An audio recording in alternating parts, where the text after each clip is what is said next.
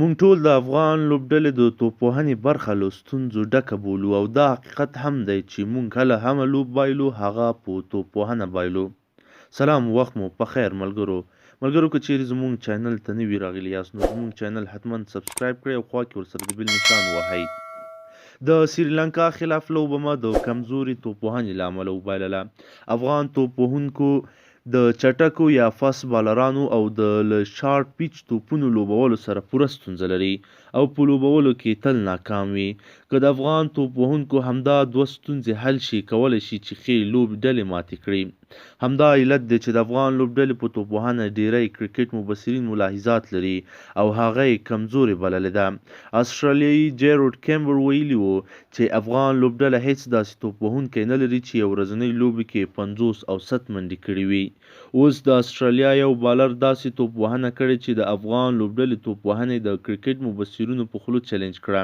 کله چې د افغانستان او سریلانکا لوبه وه، د سریلانکا پخواني لوبغاړي ټیلي کریټني دلشن د سریلانکا منځني توپوهونکی د ماشومانو له توپوهنې سره تشبیه کړې وه، خو افغان لوبډله بیا د 180 منډو په پوره کولو کې پاتې راغله او ټول لوبغاړي په 154 منډو وسوځېدل.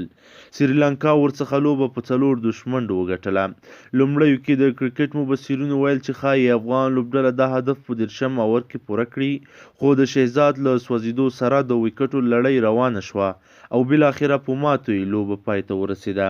دا د افغان لوبډلې کمزوري توپوهنه وه چې لوبه مو له لاسه ورکړه. د جون په 6 نیټه د استرالیا چټک بالر نټن د ویسټ انډیز پر وړاندې داسې توپوهنه وکړه چې افغان توپوهونکي وننګول. نټن استرالیا له ستونزو راوویسته، د هیرو او ګټونکي رول یې ولوباوه او بالاخره د لوبې غوره لوبغاړی جایزه یې هم واخیسته. استرالیا په 9 منډو 5 ویکټې له لاسه ورکړې وې.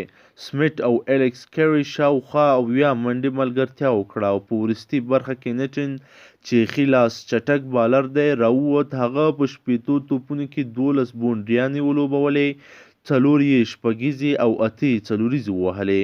92 منډې جوړې کړې، 153.33 سټرایک ریټ یې ولوباوه او د استرالیا هدف یې تر 209 منډو ورساوه.